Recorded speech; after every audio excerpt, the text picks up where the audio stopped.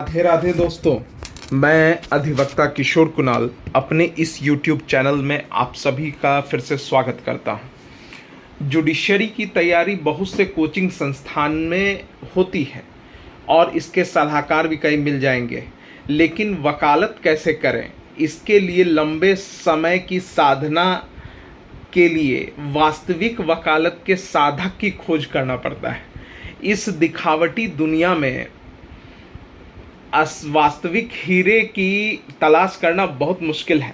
Senior के रूप में वो अगर मिल जाए तो आप बहुत भाग्यशाली हैं। वकालत के शुरुआती दिनों में मुझे सबसे बड़ी कठिनाई कोर्ट में गवाह से दस्तावेज एग्जिबिट कराने में होती थी। मुझे इसकी पूरी प्रक्रिया कहीं लिखित में मिलती ही नहीं, जो सीनियर बता दे वही मानना पड़ता था। परंतु मुझे उनका बताया हुआ भी आधा अधूरा लगता था, और जब मैं इसके प्रावधान के विषय में पूछता तो वो चुप हो जाते थे। जब मैंने इसके विषय में रिसर्च किया तो कुछ महत्वपूर्ण जानकारी मुझे प्राप्त हुई, जो इस वीडियो में आपको साझा कर रहा हूँ। ये आपको लॉ कॉलेज में भी नहीं सिखाई गई होगी और जल्दी किसी किताब में मिलती भी नहीं है। अभियोजन अपनी बात को साबित करने के लिए गवाह प्रस्तुत करते हैं और गवाह को अभिलेख पर मौजूद कागजात दिखाते हुए पूछते हैं, क्या आप इस दस्तावेज पर किए हस्ताक्षर को पहचानते हैं या आवेदन किसके लिखित में है। गवाह के पहचानने के बाद कोर्ट उस भाग को लाल रंग की कलम से घेरते हुए प्रदर्श अंकित कर देता है और वहाँ पर लिखता है कि इसको एग्जिबिट इतना मार्क किया गया। परंतु यहाँ पर बचाव पक्ष को क्या अधिकार होते हैं यह कोई नहीं बताता है, और बिना इस बात को जाने हुए बचाव पक्ष अपना विरोध भी नहीं जता पाता है। वास्तविकता यह है कि अभियोजन अगर कोई दस्तावेज प्रदर्शित करवाती है तो जज साहब की ये जिम्मेदारी है, उनको यह चाहिए कि बचाव पक्ष से पूछे, क्या इस दस्तावेज को प्रदर्शित करने में आपकी कोई आपत्ति है। परंतु ऐसा बहुत कम जज ही कर पाते हैं। क्या तब बचाव पक्ष के अधिवक्ता को क्या देखना चाहिए, क्या वो दस्तावेज प्राथमिक साक्ष्य है या द्वितीयक साक्ष्य है के रूप में आता है या नहीं। जैसे फोटोकॉपी कभी भी प्राथमिक या द्वितीयक साक्ष्य में नहीं होता है, उसको प्रदर्शन नहीं किया जाता है, तो बचाव पक्ष की आपत्ति होनी आवश्यक है। एक उदाहरण है, जैसे एफएसएल की जांच हुई, जांच रिपोर्ट पर जांच अधिकारी का हस्ताक्षर होता है। ऐसे में कभी कभी अभियोजन क्या करती है कि अनुसंधानकर्ता से कहती है कि क्या आप इस रिपोर्ट को पहचानते हैं। यह सवाल करके उसको प्रदर्शित करवा लेती है, जो बिल्कुल गलत है। यहाँ पर कोर्ट को बचाव से पूछना होता है, मगर वो ऐसा नहीं करती। ऐसे में बचाव के अधिवक्ता का कर्तव्य है कि वह आपत्ति दर्ज करें। अब एक प्रश्न मन में उठता है, प्रदर्श भी सुनते हैं, कहीं कहीं पे मार्क भी सुनते हैं, इन दोनों में अंतर क्या है, एग्जिबिट और मार्क। मैं जो सिविल कोर्ट में देख रहा हूँ, पुलिस अपनी ओर से कोर्ट में जो दस्तावेजों को एग्जिबिट कराने के लिए लाती है, आर्टिकल को लाती है, तो उस पर मार्क ए मार्क बी लिख करके लाती है। इस तरह से वो या मार्क 1 करके लाती है। जब वो कोर्ट में एग्जिबिट कराती है तो वो एग्जिबिट 1 बन जाता है, 2 बन जाता है, इस तरह से वो लिखाता है। मार्क जो हो गया वो पुलिस के द्वारा आती है, और जो एग्जिबिट जो वर्ड होता है वो कोर्ट में होता है। अब इस पर एक जजमेंट है, Sudhir engineering company versus Nitco roadways limited. इसका साइटेशन आपको है 1995 34 DRJ 86। आपको ऑनलाइन भी ये मिल जाएगा। जिसमें दिल्ली उच्च न्यायालय ने स्पष्ट रूप से माना कि एग्जिबिट और मार्क का तरीका प्रथागत मतलब परंपरा के रूप में अभ्यास से विकसित हुआ है, यह बिना किसी कानूनी समर्थन के है। परंतु मैं इस जजमेंट से पूरी तरह से सेटिस्फाइड नहीं हूँ, सिर्फ इस कंटेंट से। लेकिन इस जजमेंट में एग्जिबिट किस प्रकार किया जाए, उसको मार्क कैसे किया जाए, ये सारी प्रक्रिया उसमें लिखी गई है, तो जो आपके लिए काफ़ी महत्वपूर्ण हो सकता है। इस जजमेंट को आप निकाल करके अपने पास रख सकते हैं। एक चीज़ और बता दूं, मैं पटना हाई कोर्ट में प्रैक्टिस करता हूं। Criminal court rules of high court of judicature at Patna के वॉल्यूम 1 रूल 122-123 में दस्तावेजों को प्रदर्शन करने की प्रक्रिया का उल्लेख है तथा आर्टिकल्स को एग्जिबिट करने की प्रक्रिया का उल्लेख आपको रूल 129 में दिया गया है, जिसमें भी लगभग दिल्ली हाई कोर्ट के में जो प्रक्रिया बताई गई है, जो जजमेंट दिया गया है सुधीर इंजीनियरिंग कंपनी वाले में, वही सेम टू सेम प्रक्रिया बताई गई है। अब बहुतों के मन में प्रश्न हो सकता है कि भाई इसको पहचान देने की आवश्यकता क्यों है। अब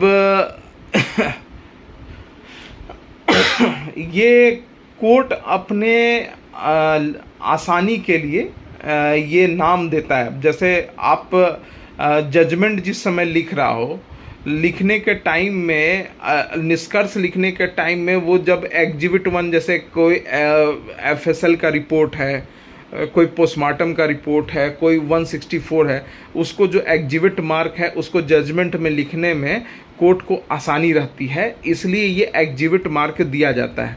और एग्जिबिट हो जाने का मतलब ये है कि वो एविडेंस के रूप में स्वीकार किया गया है। अब जैसे सुधीर इंजीनियरिंग कंपनी का जो मैंने वो जजमेंट बताया था वर्सेस निटको रोडवेज लिमिटेड के मामले में,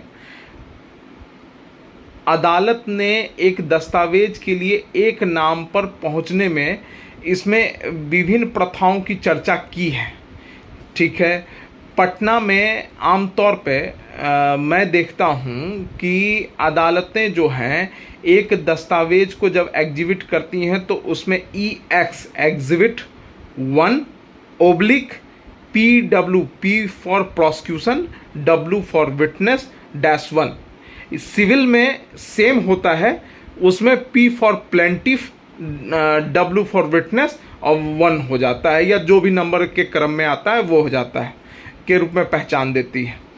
इसी प्रकार जब बचाव पक्ष के तरफ से कोई दस्तावेज एग्जिबिट कराया जाता है तो उसमें एग्जिबिट का short form EX dot D for defence, exhibit उसमें भी 1 होता है ओब्लिक, उसके बाद DW डिफेंस विटनेस या डिफेंडेंट विटनेस सिविल में आप मान लीजिए, उसके बाद 1 या 2 जो जिस प्रकार गवाही होती है उस प्रकार लिखा जाता है।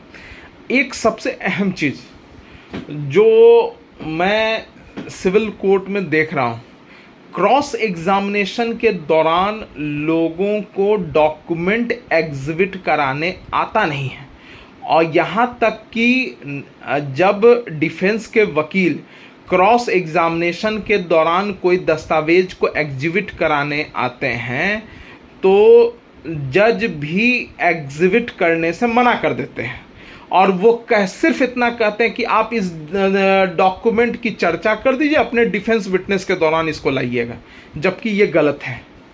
ये सही मायनों में बहुत गलत है।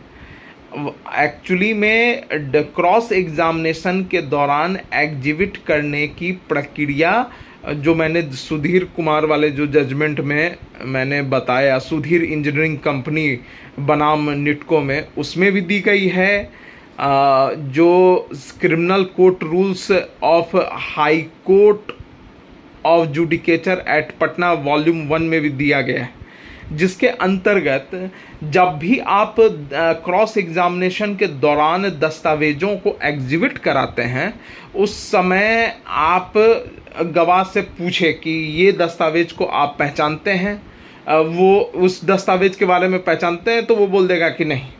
उसके बाद भी नहीं होने के बाद भी आप बोलिएगा कि देखिए इस दस्तावेज में ऐसी बात है जिसको आप गलत स्वीकार कर रहे हैं, अतः कोर्ट को आप प्रेयर करते हैं कि इसको एग्जिबिट मार्क कर लिया जाए। तो कोर्ट की ये जिम्मेदारी होती है कि वो उस पूरे एग्जिबिट को घेर दे। घेरने के बाद वो उस पे लिखेगा एग्जिबिट, जो भी क्रम आ रहा है 2 या 3 ओब्लिक PW थी क्रॉस, उस ओब्लिक क्रॉस को X मार्क देगा या CROSS क्रॉस लिखेगा, और उसके बाद PW1 ओब्लिक DW डिफेंस लिखाएगा। तो इस तरह से डिफेंस के दौरान भी आप डॉक्यूमेंट्स को एग्जिबिट करा सकते हैं या उसको शॉर्ट फॉर्म में लिखेगा। अब ये है कि क्या विरोधी पक्ष द्वारा जिन भी दस्तावेजों को एग्जिबिट किया जा रहा है उस पर आपत्ति की जा सकती है? बिल्कुल आपत्ति की जा सकती है, और आपत्ति करने की बात को लिखवा सकते हैं। आप कोर्ट को ये कह सकते हैं कि आपत्ति आपको डायरेक्टली आपसे पूछ सकती है कि आपको क्या आपत्ति, बोलिए। अगर वो फोटोकॉपी वाली बात है या फिर जिस आदमी से वो एग्जिबिट कराया जा रहा है वो सक्षम आदमी नहीं है उस डॉक्यूमेंट को पहचानने वाला, ऐसी परिस्थिति में आप आपत्ति दर्ज करते हैं। लेकिन कुछ और भी कारण हो सकते हैं जिस पे आप आपत्ति दर्ज कर सकते हैं।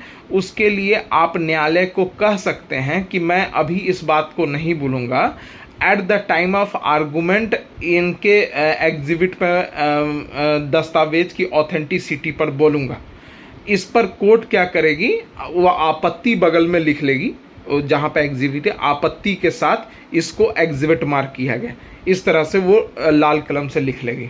ये आपको बाद में फ़ायदा करेगा। लेकिन कभी कभी व्यक्ति भूल भी जाता है कि हमको आपत्ति दर्ज करनी थी या नहीं करनी थी, कोर्ट का दबाव भी रहता है या कोर्ट नहीं करने देती। तो वैसी परिस्थिति में आप घबराइए नहीं। वैसे एक बात बता दूं, किसी भी दस्तावेज के प्रदर्शन का अर्थ यह नहीं है कि दस्तावेज सिद्ध हो गया है, मतलब वो प्रूव हो गया। दस्तावेज को अभी भी साक्ष्य अधिनियम के अनुसार साबित किया जाना है और इसके साक्ष्य मूल्य की अदालत द्वारा विवेचना भी की जाएगी। इसलिए जब अदालत इसे एक एग्जिबिट कर देती है तो वकील को यह नहीं मान लेना चाहिए कि उसका काम हो गया। At the time of argument प्रत्येक एग्जिबिट पर आपको अपना फैक्ट रखना है। एक चीज़ और बता दूंगा आपको, जैसे कोई भी दस्तावेज कभी कभी किसी दूसरे व्यक्ति के द्वारा एग्जिबिट करवा दिया जाता है, जो ना उसके द्वारा हस्ताक्षरित होता है और ना उसके द्वारा तैयार किया गया होता है। तो वहाँ पे क्रॉस के दौरान और सजेशन में ये बात ले आनी चाहिए, जब आप आपत्ति नहीं देखिए उससे क्रॉस में करना चाहिए, क्या यह दस्तावेज पर आपका हस्ताक्षर नहीं है ना, एक ये बात ले लीजिए। क्या अमुक आदमी का हस्ताक्षर आप पहचान रहे हैं, वो आदमी जहाँ जहाँ भी अपना हस्ताक्षर करते हैं वहाँ वहाँ आपको अपने साथ ले जाते हैं क्या? और क्या आप में ऐसी विशेषज्ञता है कि उस व्यक्ति के हस्ताक्षर को आप पहचानने का कला आप में विकसित हो गई, ऐसा कोई सर्टिफिकेट आपके पास है? इस तरह का प्रश्न करने के बाद लास्ट में एक सजेशन दे देना चाहिए। देखिए, मेरा कहना है कि आपको इस दस्तावेज को एग्जिबिट कराने का कोई भी अधिकार नहीं था और ना ही आप इस दस्तावेज को पहचानते हैं। आपने अभियोजन के दबाव में आकर के मिथ्या बयानी करते हुए इस डॉक्यूमेंट को पहचान किया है। ना इस हस्ताक्षर आपके सामने हुआ है, ना ये दस्तावेज आपके सामने बना है। इस तरह को लाने के बाद कोर्ट की मजबूरी हो जाएगी कि वो उस डॉक्यूमेंट पर डॉक्यूमेंट को सिद्ध ना माने। मेरे अनुसार मैंने आपको जो बहुमूल्य जानकारी है वो मैंने दे दिया है। अगर आपको इस विषय में और भी अगर कुछ रिसर्च मिलता है या जानकारी मिलती है तो कृपया करके मुझसे ज़रूर कमेंट बॉक्स में साझा करें। आपका लाइक और सब्सक्राइब करना मुझे प्रोत्साहित करता है। धन्यवाद।